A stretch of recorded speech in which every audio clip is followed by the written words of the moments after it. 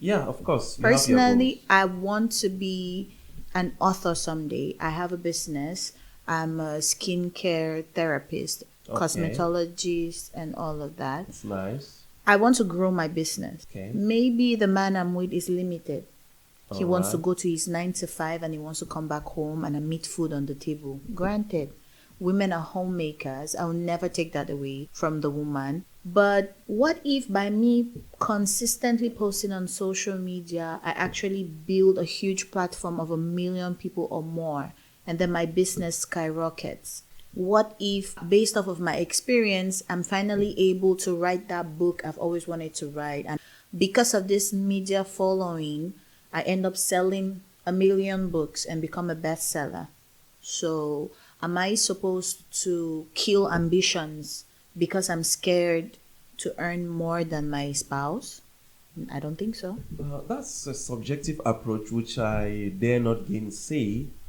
But based on the introduction, based on what we're talking in the first segment, we were focusing on the fact that men who leave Cameroon, they face these difficulties in their relationships, divorces, separations, caused by the fact that the woman is most probably empowered.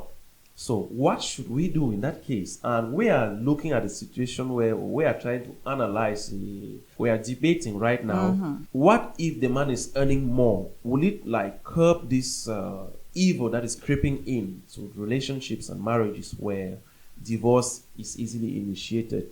Most probably because both parties are now earning the same. I don't know if you get my point. I see where you're going Yeah. to, but I see exactly where you're going to within the Cameroonian community, probably the African community. Yeah, or the context, yeah, the context where. But I don't really think people end up in divorces because all of a sudden a woman is making more money than a man. I There's no think woman so. that leaves her marriage because she's making more money. Things may start deteriorating because the man feels belittled by the fact that the woman is making more money. Now, we're not going to blame somebody's ego or the way he's catching feelings based off of the money his spouse is making. But Yes. are we going to stifle women who want more out of this life because they have unambitious men by themselves, by their sides?